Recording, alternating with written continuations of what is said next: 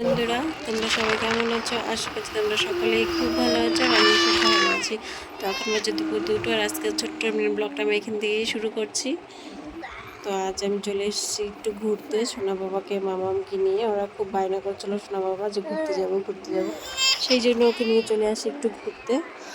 আর কোথাও যেহেতু বেশিক্ষণ দাঁড়ায় না, মামাম খুবই চঞ্চল দুষ্টু।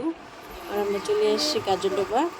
আর এই দেখতে পাচ্ছ গাজরডোবা নতুন ব্রিজ, যেখানে সবাই উঠে সেলফি উঠাচ্ছে। আমি যেহেতু এখানে দাঁড়াই না, ব্রিজ দিয়েই যাওয়া আসা করি। তো খুব ইচ্ছা ছিল দাঁড়িয়ে দুটো ফটো নেওয়ার, কিন্তু দাঁড়ালো না। তারপরে দেখতে পাচ্ছ নদীটার এত শব্দ হচ্ছে জলের। যাই হোক, মামামকে নিয়ে একটু দাঁড়ালাম, আর খুব জিদ করছে যে নিচে নামবো, সেই জন্য আর দাঁড়ালাম না, আবার চলে আসলাম। জলদি জলদি দেখো ক্যানেল ক্যানেল দিয়ে এত ঠান্ডা কুয়াশা পড়ে গেছে, সেই কুয়াশা পুরো রাস্তায় চলে এসেছে। তারপরে আমরা যেতে যেতে ব্রিজ পার করতেই দেখি হাতি বেরিয়েছে। নামি দেখো হাতি,